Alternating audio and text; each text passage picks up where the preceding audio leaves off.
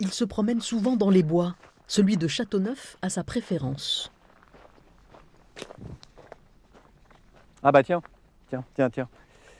Là, on a un magnifique exemple de pistachier lentisque.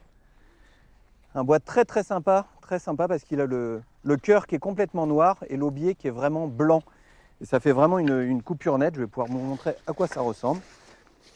La matière l'intéresse, mais il ne se sert jamais sans l'accord des propriétaires, particuliers ou Ça, communes. c'est vraiment bien parce qu'on peut se servir des deux couleurs. Du bois, il en a plein les armoires, depuis qu'il a transformé son garage en atelier.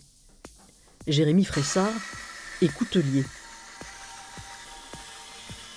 Donc quand on travaille en coutellerie, c'est toujours pareil. On va partir sur des grains très gros au début, donc grain 60. Après, on passera sur un grain 120, 240, 400, 600, 1200 et des fois même 2500 quand on veut vraiment avoir de bons résultats.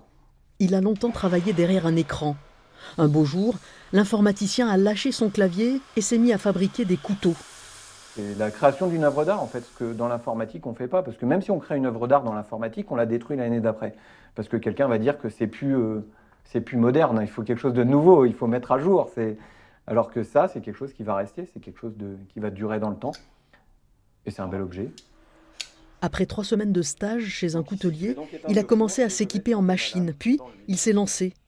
Cela fait maintenant 6 ans qu'il conçoit et fabrique des lames, qu'il chauffe et trempe selon le même mouvement.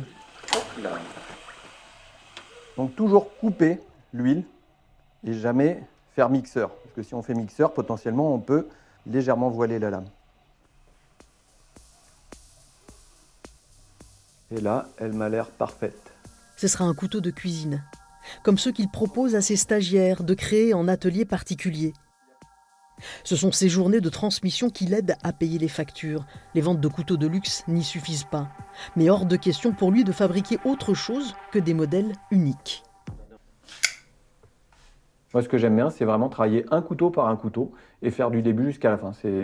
Alors, c'est peut-être pas la manière la plus logique pour gagner bien sa vie, mais c'est sûrement la manière la plus agréable de se faire plaisir, par contre. Et de convaincre les collectionneurs de dépenser plusieurs centaines d'euros pour une lame exclusive, celle d'un coutelier d'art.